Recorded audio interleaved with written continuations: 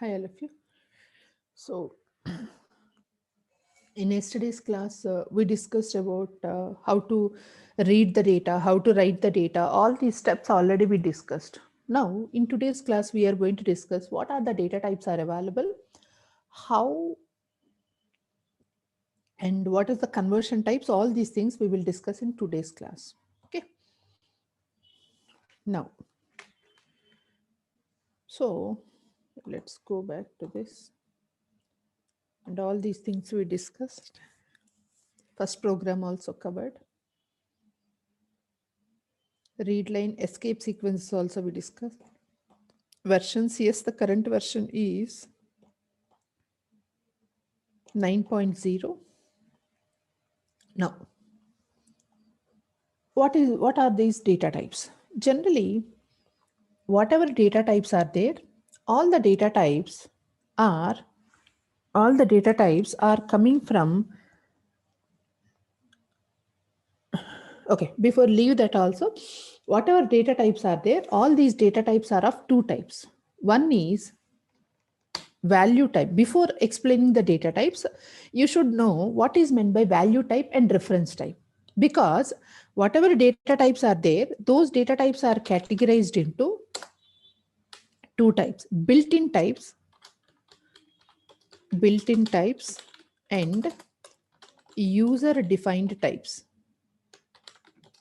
Built-in types and user defined types. Built-in types means what? The types which are already available in the language, those are called as built-in types. The types which are already available in the language, that is called built-in types. That means int, char, string, all these things are comes under built-in types only. Whereas user defined types means what? If I'm creating my own data type, that is called as user defined type. If I'm creating my own data type, then that is called as user defined type. So if it is a built-in type or user defined type, for user defined types, best example, structures, classes, interfaces, all these things are comes under user defined type. So whether if it is a built-in type or a user defined type, all these types, whether if it is a built-in type or a user defined type, all these types are categorized into either value type or reference type. Here also user defined types also, some are value type and some are reference type. So first of all, before learning this, you should understand what is the difference between value type and reference type. Value type means variables that can assign value directly, and all the value types are deriving from system.value type, and the value types contains data directly. The value types contains data directly. That means what? If I declare int equal to a, int a equal to 10, then how the memory is going to allocate means,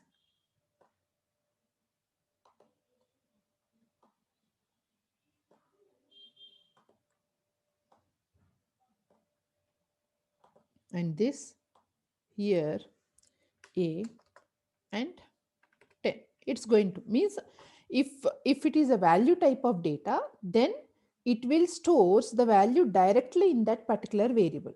Directly it will stores in that directly. So the value type directly contains the data. When you declared int type, then system is going to allocate memory to store the data. That means what? Suppose, see, if you declare a variable as an integer, I clearly know that integer is going to occupy 4 bytes of data. That means every value type of data is having a fixed size, either 1 byte or 2 byte or 10 byte. There is some fixed size. But reference type, it's not like that. And when value types passes by val by default, I will explain this in methods concept. Uh, and value type variables cannot be null because it holds the value not a memory address. That means here This is also one important. Int a equal to null. You can't assign like this because null values cannot stored in value type. Why? This is, I mean, whatever memory location here it is created, this memory location is created to hold a value only. This memory location is created to hold a value only. It's not ready to hold an address of another location. That's why this null value it can't store in this area. And value type variables must be assigned some value before its use. This is also very important. Suppose int a equal to 10 you are giving. So in the next line, if you want to print console dot write line of a, you can give this is correct. But if I am giving int b and if I am giving console dot write line b, if I am giving this, it will throw error. Why it is throwing error? Because this is a value type. Without giving any value, you can't use it for printing. You can't use it for printing. That means I'm not saying you have to give like this only, either console.readline or like this. You have to give some value, then only you can use. Otherwise, it will throw error that without initializing, you are going to use that value. And value type variables must be assigned some value before its use. Otherwise, compiler will give an error if you are using that variable. If you are using that variable. Nullable type I will explain, but what is meant by reference type? A reference type stores the address of the value where it is stored. That means what? If you take string,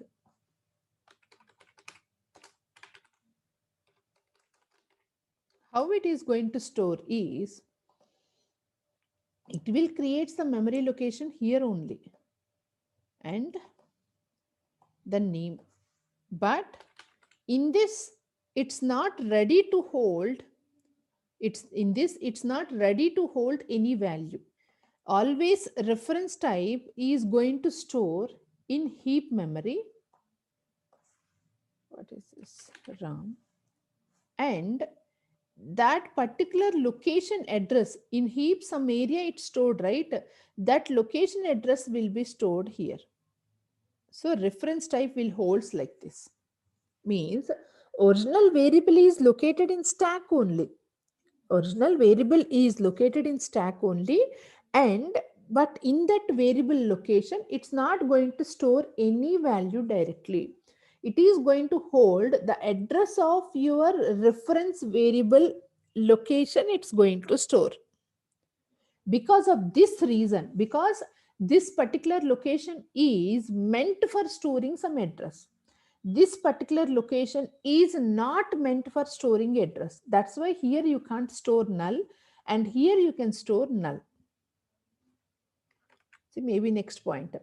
A reference does not store its value directly. That's what I said. Instead, it stores the address where the value is being stored. In other words, a reference type contains a pointer to another memory location that holds the data, just before I showed you. And reference type local variables must be assigned some value before its use. No.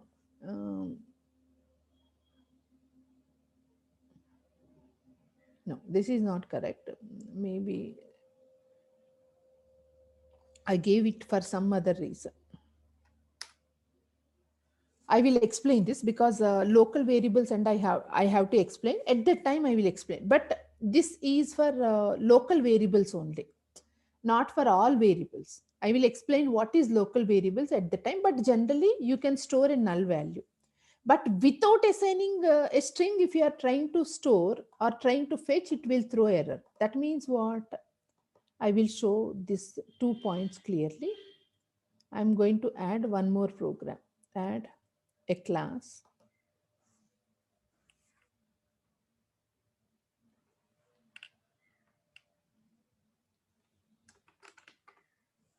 test.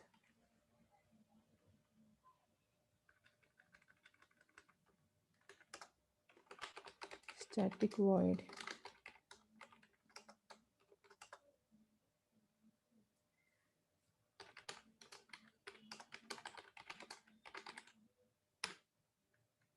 name, and now let me print this.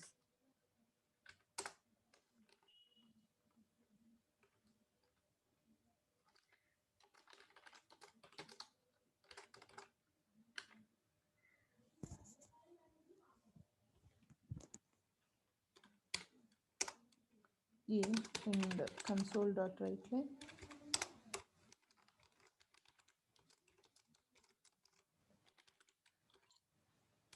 See, these are the errors I'm saying. These 2 points meaning here, see, value type variables must be assigned some value before its use. And the compiler will give an error if you are trying to use the same thing. Same thing here also I mentioned. Okay. So here one is value type and another one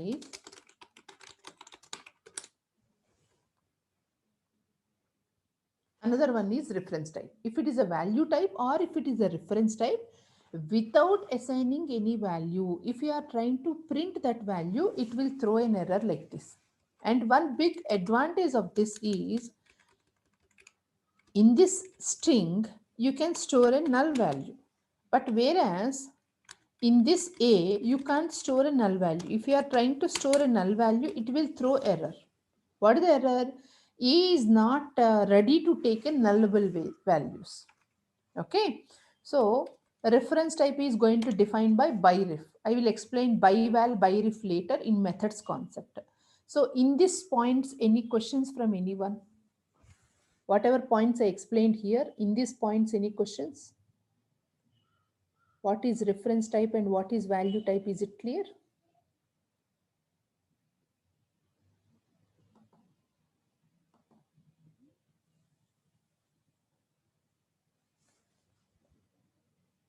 I'm moving to next.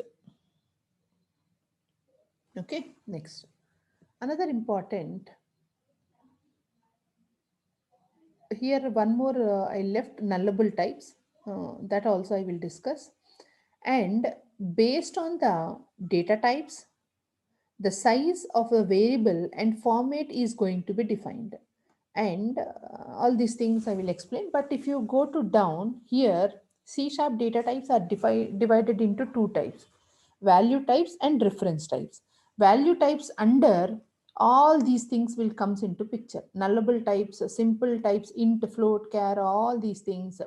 And reference type under class, interface, array types, delegates, all these things will comes into picture. Either you can define like this, or you can also define, this is the easiest way. Built-in types, one is value type. Built-in types, one is value type. Um, this built-in types is one main category, and user defined is another main category. Under this, value types are again categorized into, if I want to read a number, then byte, in this the first one, okay. Byte, short, int, long. These four are used to read some numbers. These four are used to read some numbers. And if I want to read some decimal value, float, decimal, double. And if I want to read some character, char. And what is reference type? Under reference type, many other are there. As of now, I'm discussing string. String is one reference type of data. So all these things are predefinedly designed by someone. Heidelberg designed all these predefined data types. But sometimes we have to create our own data types also. Those are called as user-defined data types. Under user-defined data types, these two are the main categories. One is value type and struct, and second one is reference type. Reference type under classes. Others also there, I will discuss later. But for value type under, structures and reference type under classes will comes into picture, the main differences. Okay. And let's see the differences. If it is if you declare a variable as byte type of data, it is going to occupy 1 byte of memory. And if I want to convert dot to byte, and if it is short, then 2 bytes of memory, and convert dot to int 16 is going to take. If it is integer, then 4 bytes of memory, and convert dot to int 32 is going to be used.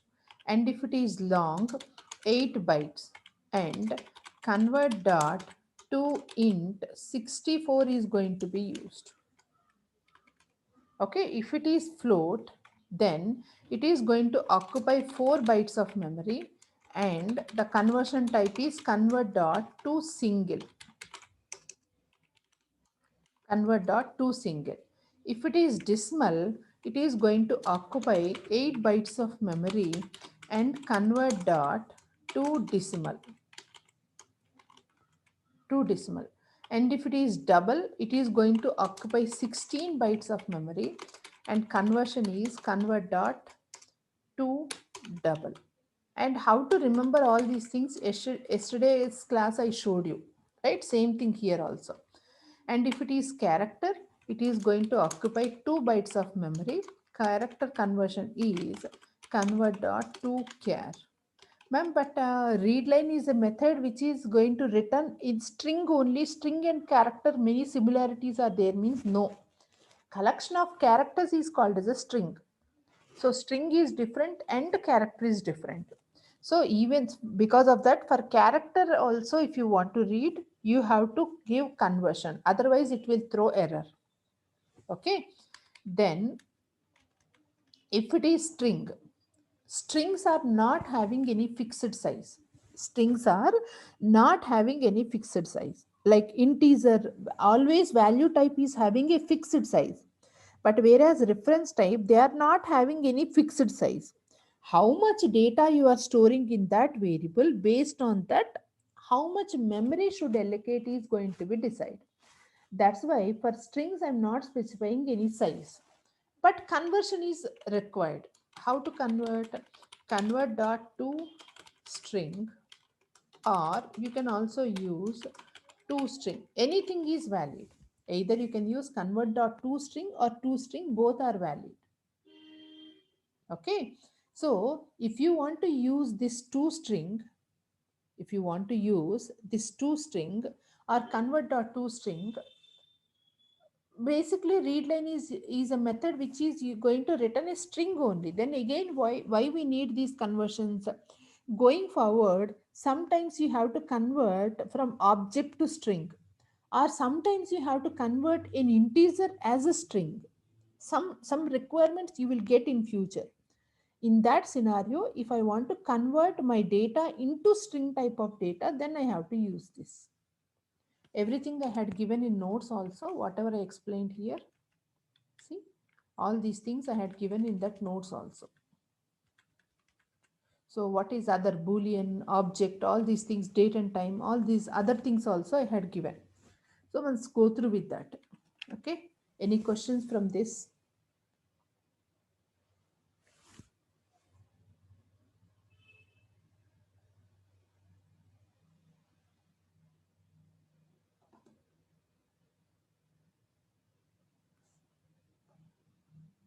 See, one thing I can say,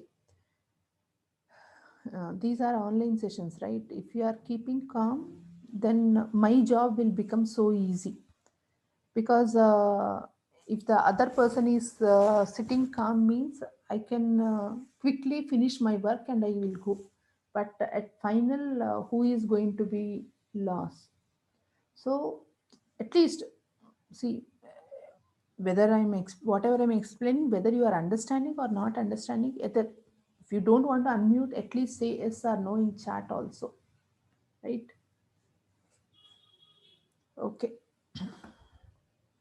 Then I declared some set of data types. See, these are the data types I declared. But here, if you observe, we are not able to store a null value in this.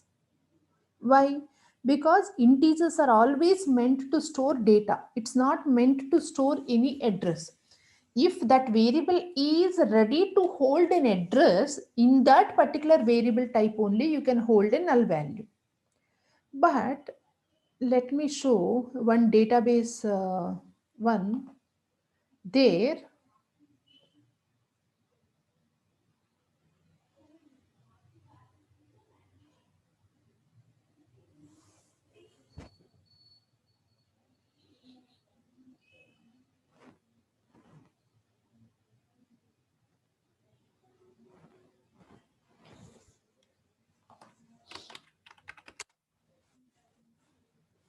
Let me open one database table.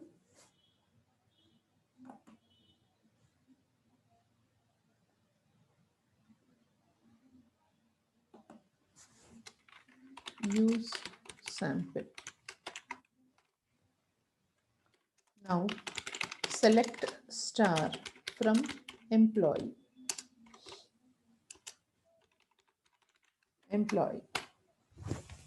So it is showing all the employee details, right?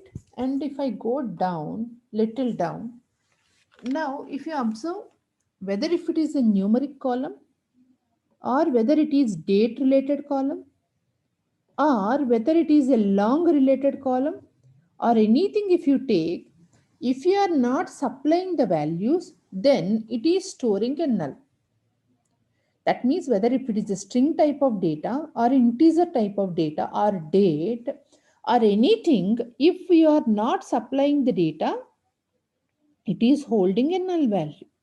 Now, when I'm writing DB operations, when I'm fetching one complete employee record, for example, I want to fetch this complete employee record. When I'm trying to fetch this employee record completely, so many null values are there. It is in text column and it is in number column also. In, in text column, anyway, you can store a null value. But in integer column, can we store a null value? No, it is throwing error. Now, my variable should be ready to hold a null value also along with my data. My variable should ready to hold a null value along with the data. That means I'm giving int b is equal to null I want to store. But how? In a value type of data, you can't hold a null value. Then what you have to do? You can give question mark before that variable. Then this b is a variable which is going to hold a null value also. But even if you are giving some value, that value also it will take. See here b, first a you can't store null, it is throwing error. So what I can do is I can store 0. Now run this program.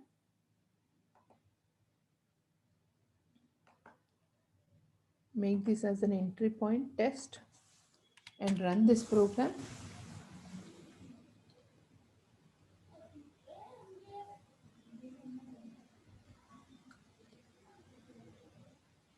See, a value 0, b equal to nothing and name equal to nothing. But if you are giving any value, it will take that value. Suppose instead of null, suppose some records are having data. If you take this years of experience, some are not having, but some are having years of experience. So if you are getting the data, this variable is ready to hold that value also. If you are not getting the data, this variable is now ready to hold null value also. See, now this variable is going to print that value.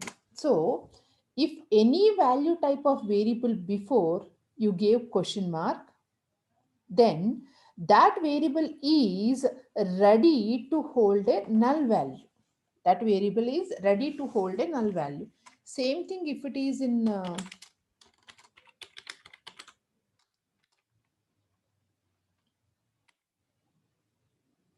same thing, not here. If you are working with ASP.NET, I mean any web technology, there if you want to make your variable as a nullable type, then this nullable word is also going to be used. This nullable word is also going to be used, not now, but keep remember. Okay, so either you can give this by using question mark, or you can give this by giving nullable also. Both are valid. Both are valid.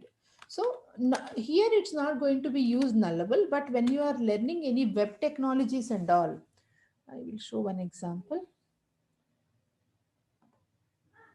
Suppose if you take this, now this particular variable is a nullable type, this particular property is a nullable type, then either you can give int question mark like this, you can give, now this variable is a nullable type, otherwise you can make nullable of. Both are valid. Both are valid. Okay, so keep remember, if you want to make your variable as a nullable type, you can define like this. So it's ready to take a null value also. Okay.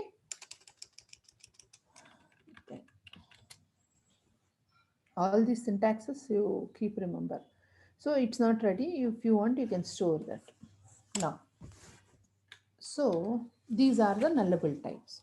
So almost we discussed all the data types, all the main data types and nullable types also. And these nullable types are coming from C# 2.0. In C# 1.0, this nullable types is not there. From C# 2.0 onwards, these nullable types are there. Shall I move to next?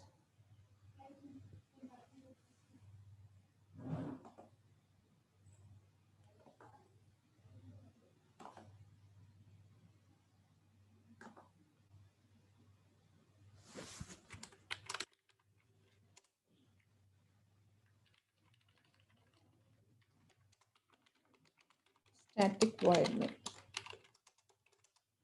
Now, let's go to next concept, that is called operators. Again, operators are also very, very important. What is meant by operators? Operators are, an operator may be a symbol or a word which is going to perform a specific task. An operator may be a symbol or a word which will perform a specific task. And an operator, that means, for example, if I gave C equal to A plus B, C equal to A plus B. In this case, equal to plus, both are called as operators. They are doing some task. And A, B, C, these three are called as operands.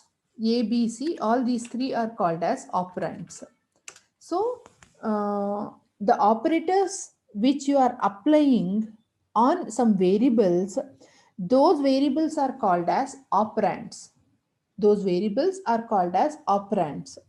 So, every language is having so many types of operators. Every language is having so many types of operators. In that, some operators we will discuss in today's class. So, first one, arithmetic operator. Arithmetic operator means if I want to do addition, subtraction, multiplication, division and remainder value, then arithmetic operators are going to be used. Already in addition program, we used one arithmetic operator called plus. We used one arithmetic operator called plus. In the same way, addition, in the same way, we are having subtraction, minus, multiplication, uh, multiplication, star, addition plus, subtraction minus, multiplication into, division slash, if I want to get the remainder value, percentage. These are the main arithmetic operators we are having. All arithmetic calculations can be done, but yesterday already we did one, but remaining also, if we want, we can try it out there. And second one is relational operators. What is relational operators? If I want to check the relation between two variables, then these relational operators are going to be used. If I want to check the relation between two variables, then these relational operators are going to be used. What are the relational operators are available? greater than, less than, greater than or equivalent to, less than or equivalent to, double equal to, and not equal to. All these are called as relational operators. Whether the first number is bigger than the second, or second is bigger than the first, or both are equal, or both are not equal. Like that, if I want to check the relation between two variables, then these relational operators are going to be used. Okay. Then third one is assignment operator. What is assignment operator? If I want to assign a value to a variable value or variable value, value or variable value. If I want to do this, then assignment operator equal to is going to be used. So double equal to is for comparison.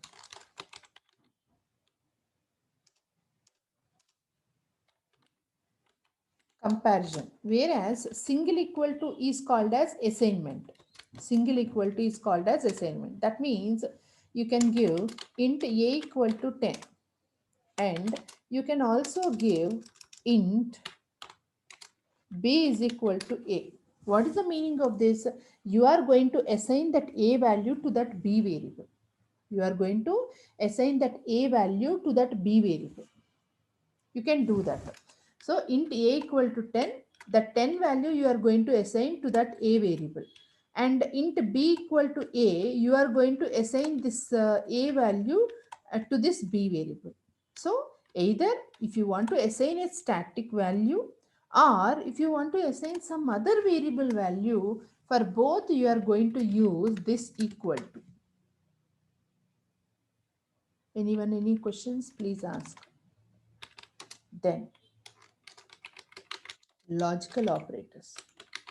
What is meant by logical operators? If I want to check multiple conditions, at that situation, these logical operators are going to be used. In that particular situation, these logical operators are going to be used. That means whether the first condition, second condition, both are true, or any one condition true, then I want to do some work. All that scenarios, we are going to use these logical operators.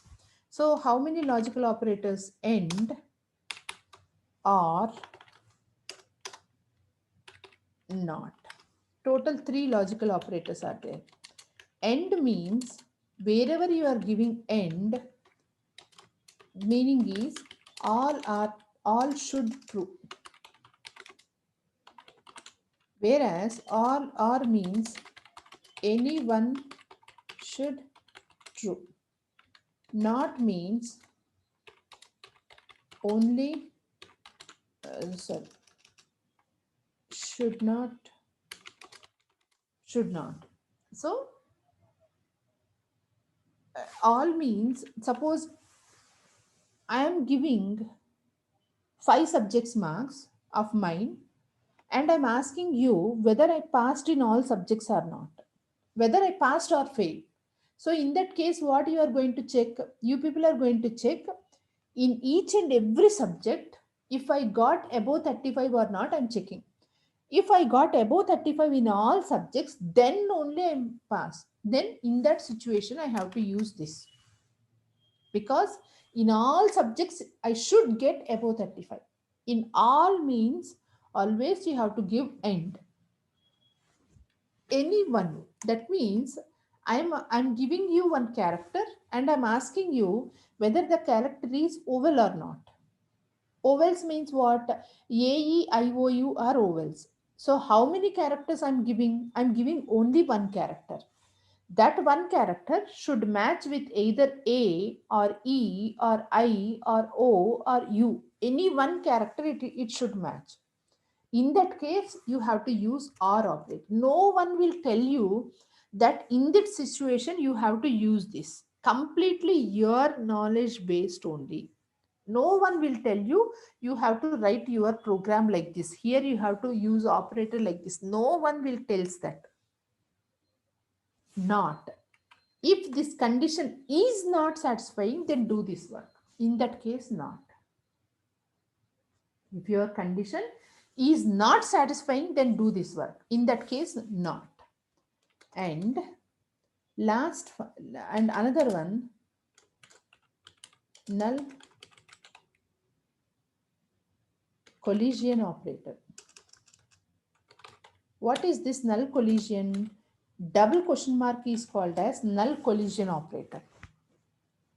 What is this null collision? Suppose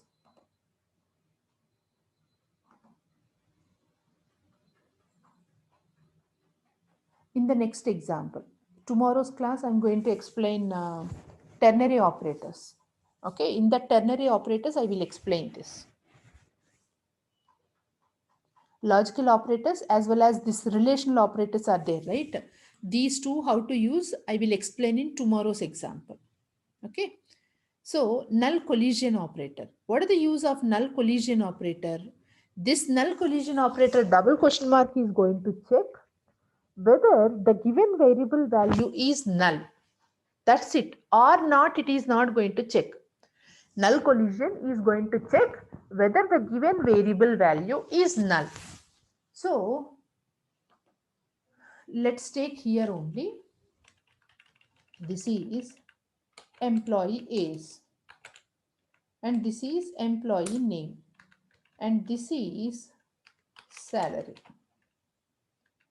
Okay, so A is equal to and salary equal to and employee name equal to, and A's is there in A's variable and this is salary and this is employee name. Okay, my variables are like this. Now, as I showed in database, some are having value, some may not have some value. Some are having value, some may not have some value. So anyway, this you can't assign null value, leave that. But if you take this, you may have null value. Suppose see, in these records, some records are having null, but some records are not having any null value. That means if you are fetching employee 1076 David record, you may not get any null values. But if you are fetching Ramesh record, then you may get some null values. I don't know whether I'm getting null or not.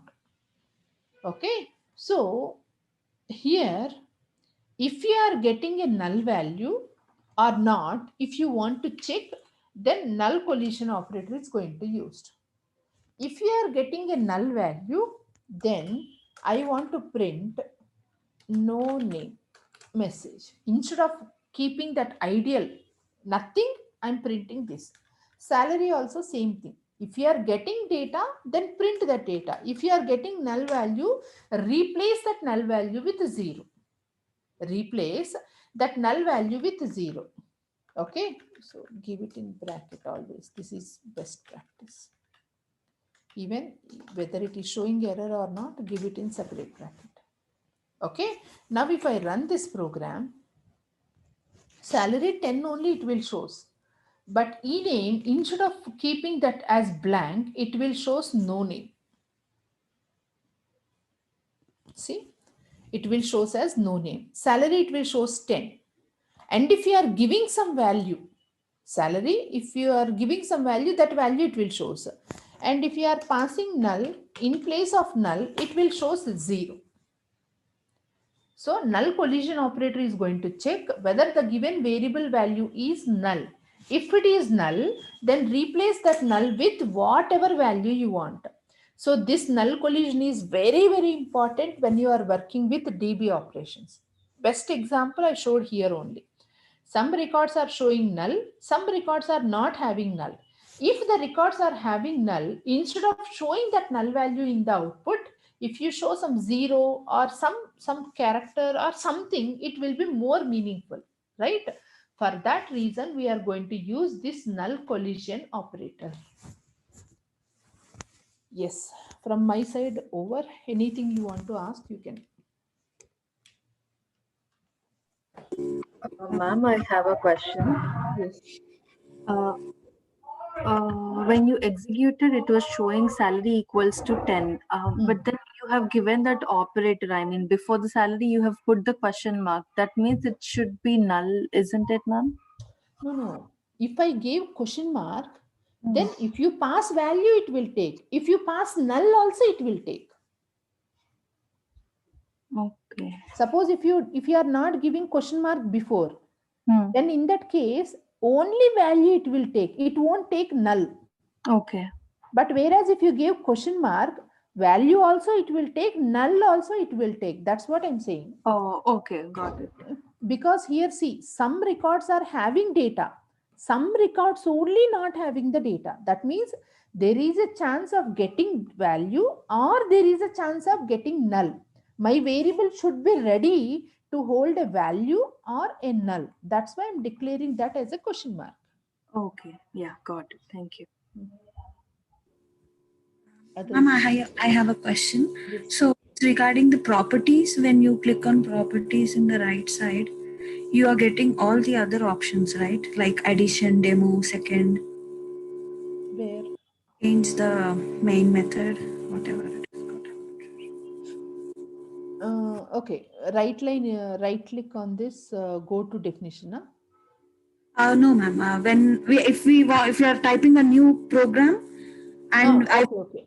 that These one, I'm properties, not able to get that when I'm doing in my console system. dot these things, huh? These things, Not these things, ma'am. Like if you write a new program, like try executing second.cs. second dot cs. Yeah, how to do that? These properties you are not getting. Yeah, I'm getting the properties, but in the startup object, when I click on that, I'm not getting all like other options. I'm only getting the first program I created. That's the only option I'm getting. No, then what the thing you missed is, did you Hmm? check whether static void main you gave or not? I did give static void main. If you gave, then you will get automatically. If you are not So giving, hmm, when you create a new program, you click on properties, right click, and that is when you create a class, no, or on the right click on the project. sorry, on the program, or on the properties. No, no, no. Right click on the project, Okay. add Mm-hmm. class. Okay. I'm giving my class name is hello. I gave this class name, right? Now, if I go to properties here, Uh-huh. now I won't get this hello. Why I'm not getting hello? Because static void main is not there. Not there. Yeah. Okay, suppose I'm giving static void main. Static void main. I gave something here like this. Okay, see here, static void main is there. Now, again, I'm going to properties. Is hello is coming? No. See, hello is not coming. Anyone can tell me why hello is not coming? Do we need to execute that? No. Anyone? Why? Public, maybe public static. No. Using system. No. Because my main is not capital. If you give M as capital, then you will get C. Hello, you are getting. So you have to consider all these things. So static void M should be capital. If it is not, it will throw, means it won't throw any error, but in this console demos, you won't get that. I mean, in the startup object. I just followed your steps and still I'm not getting it. Can You you want can to you share my share your screen? screen? Yes, wait. Yeah. Now you can share your screen.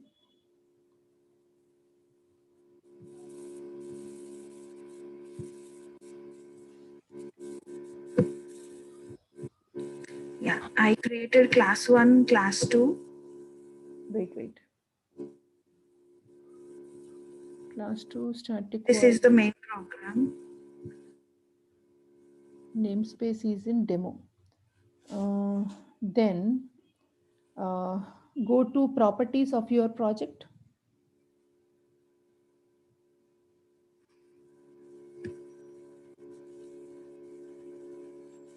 Create one more class. How you are creating? Right click on the demo project. No. Right click, new, sorry, add class. Give some meaningful name, not class 3. Give some name, test or demo or anything. Add. Put static void main.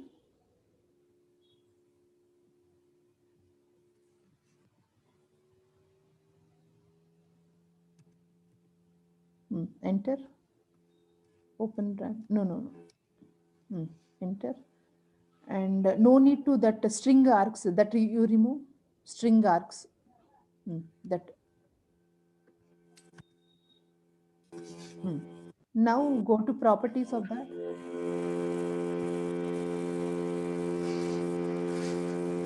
Why it's not coming? Can you move this system?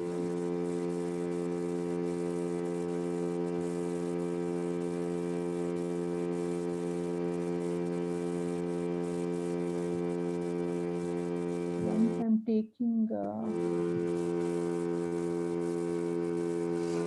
Like, does it have any cache? Do I need to clear anything like that? No, nothing like that. Only program you are getting. Yeah. Can you open that program? Program.cs.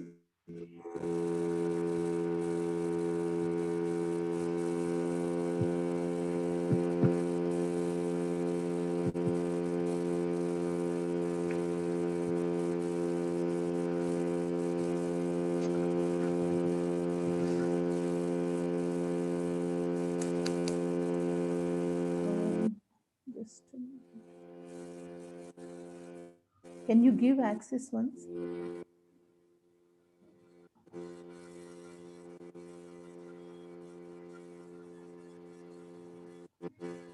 Can you give me your access, your system access?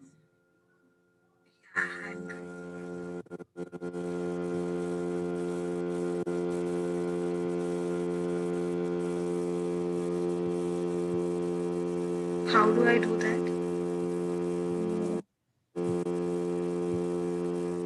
Okay, then okay, do one thing. Remove class 1. Right click on the class 1. Class 1. Right click. Remove. Delete. Yes. Right click on the class 2. Delete. Yes. Open test.cs. Wait, any mistake is there? Let's create AC static void main. Everything is same. Once build the solution. Build solution. Everything. Now go to properties. Once check.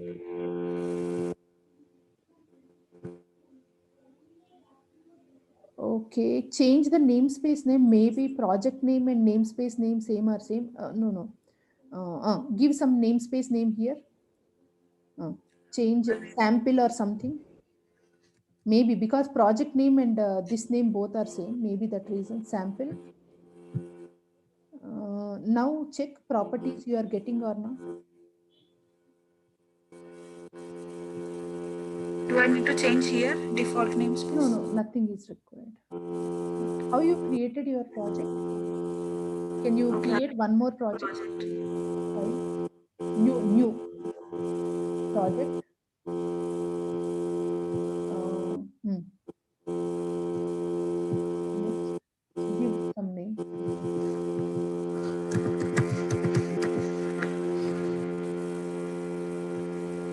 Do I need to give one? Anything, no problem. Click on create. Save.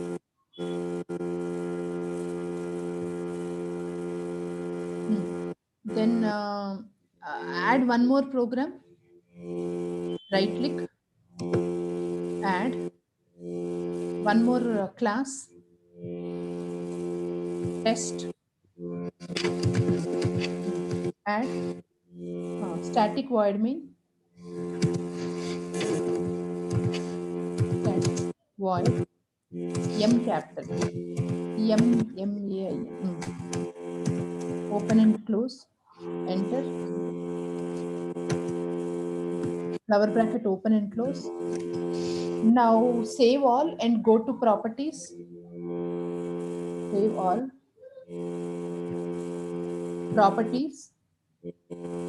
Now check, now see both are coming. I don't know how you are created, maybe that is the issue, but project wise it's not a problem. Okay. Okay. Oh, thank you.